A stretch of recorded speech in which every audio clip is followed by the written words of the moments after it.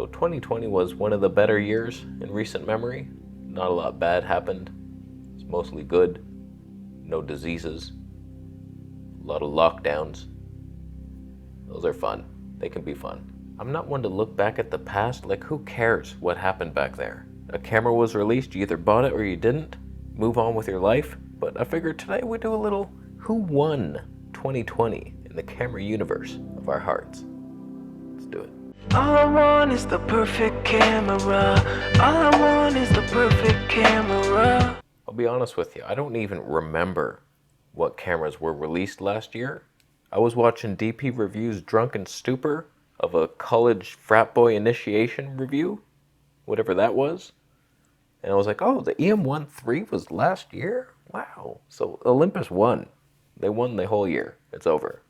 I'm going to end the thanks for what? Camera Conspiracies.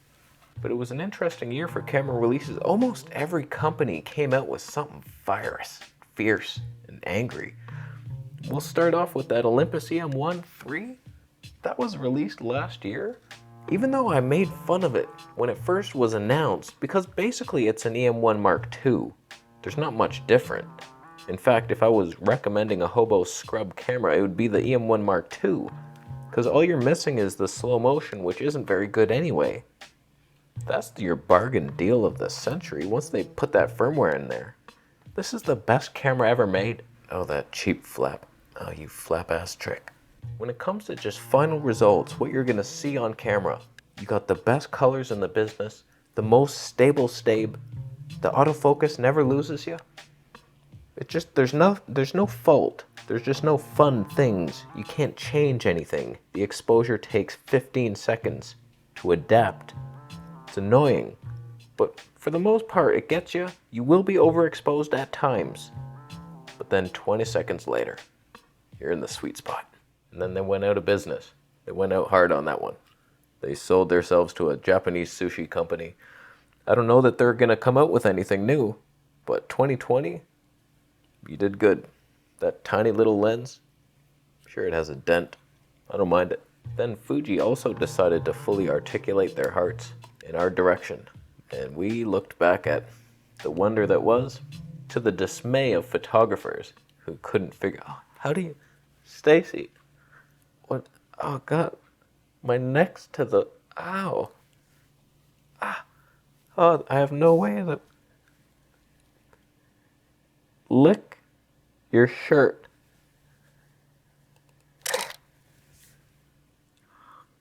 It's blurry. Oh, the shutter dials. Oh, they were on bulb. They were on bulb mode. Do you know any cats that will buy this photo? I'll accept dog food. I'll be honest with you, I never had more autofocus troubles than with this camera. It's a piece of shit, but the colors and the dynamic range. Stabe was, It's not the best camera ever made, that's for sure. I hardly ever use it. I don't know why. It looks so glorious. It really is the lenses they lack. I should get that 16mm 1.4, then we'd have something worthy. But we got the Viltroxes, the Samyangs, it's all third-party shit. Where's the wide? I ain't seeing nothing. Nice little 10mm. 21. Where's that? Sony also managed to fully articulate their hearts away from their reptilian dungeness past. And we got it. We got the glory. We're on it right now. Sony A7S III, 20mm 1.8. Possible Black Pro mist filter upon us. Flares. Is it glory? What does that even do? Oh, the magic. We have it. This movie is available to rent on Amazon.com. It's $4.99. You'll regret it. It's a bad ending. I've also been playing around with that Cine Match in DaVinci Resolve. I've settled on Black Magic Pocket 4K colors, and that's what we've done. So this is now best of all worlds. Sony dynamic range, kitten, function, ability. Don't you attack that lav mic. I know it's irresistible. Don't do it. Resist it. Don't need it. Meow into it. No. No. No. Life is not a toy. Life is not your toy. It's not a playground. There's work to be done here. Stop it.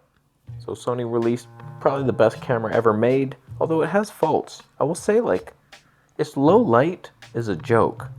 Up to like 12,800 where it switches on to its whatever the hell that thing is, it doesn't beat any Micro Four Thirds camera, really. Every camera I compare it to, it's just so noisy all the time. It's probably user error. Don't you bite that cord. The color science is bullshit. The stabe is jerky. But my God, if it doesn't autofocus like a tiger. I'm stalking you in the fields. The fields of hope. You're eyeing my neck. You're eyeing my neck. You're a murderer. A capable murderer. In its child form. That's so cute. Canon with the R5 and R6. Impressive. I look back at the footage I got with that and I'm jealous of myself. I used to have that thing in my arms. But we gotta give it to Canon. Don't you eye it. Don't you yawn like you're getting ready to wake up and attack that thing. No. So we gotta give Canon credit. I mean, they made a great photography camera. You could consider it hybrid-like. They allowed us to use it without it melting slightly. So some people are reporting no overheating in normal use. It was getting more usable with the firmware, so decent. Autofocus, probably user error on my behalf. My settings maybe were wrong. I didn't tweak much, but it was definitely losing me a lot. Even in situations like this, side by side, where the Fuji beat it. And the Olympus killed it. When it comes to Nikon, they bored us half to death. I was at the Nikon Z6 II announcement. It was right next to a field of old men, and they were lawn bowling. It's a boring game in and of itself. And there was a crowd. And then the Nikon Z6 II announcement came on. Just one person glanced over between popcorn grabs. What's that? They furrowed their brow, returned to the boring-ass old men game.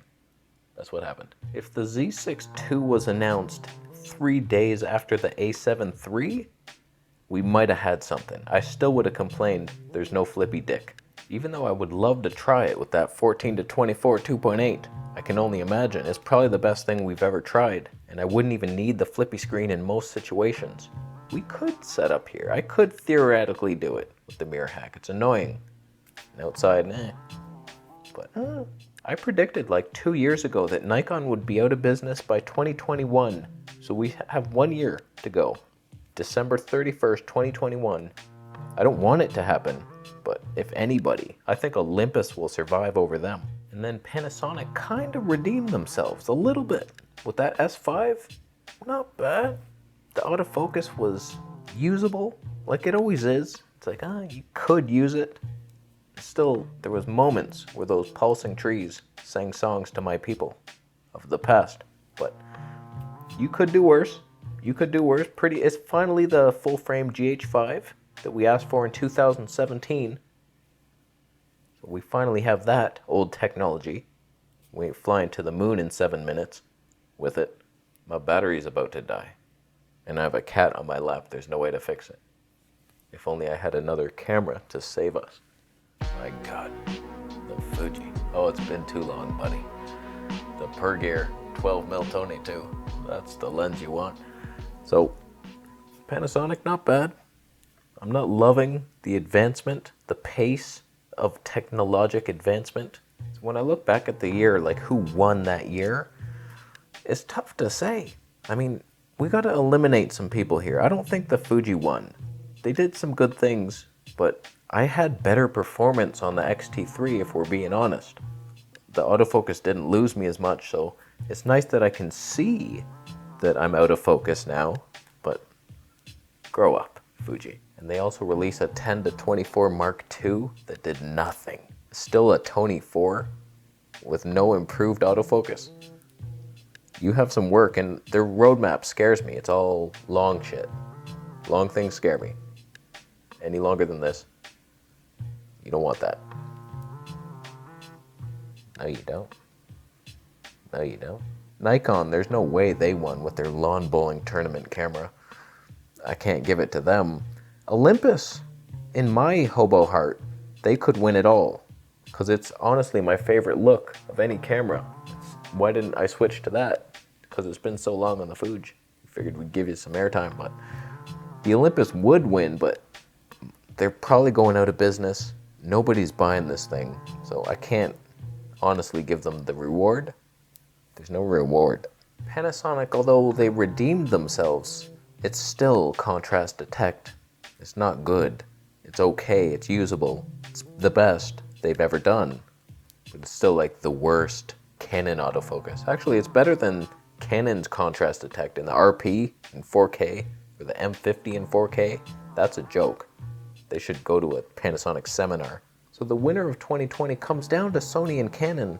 And if I'm being honest, for me, obviously, I went with the Sony because it's better in every way for me. But if we're talking about like overall, including photographers who sleep under their mother's kitchen table at night hoping she drops her midnight snack, and then if we're including everybody here, I think I give it to the Canon for the win. The Canon R5, 8K, not really usable. Like our computers aren't ready for it yet. That's my main complaint. I couldn't edit the files. That's why I gave it back to Camera Canada. I was planning on leaving the country with it. I would have loved it. I preferred the look to the Sony, the colors. The autofocus was shit, but probably user error. I think most people just love the Canon system in general, and they finally gave them something that the hammer did hit it several times in key areas. They knocked off that heating pad and dispersing elements, but we gotta give it to Canon. They finally came out with something mind-blowing, and it looks good, and you need a supercomputer built by the lies of NASA. Since our Earth is flat, and there's a dome up top there with lights in it, and the sky's blue because of the waters beyond the dome, we've left. We leaped off on a tangent on that one.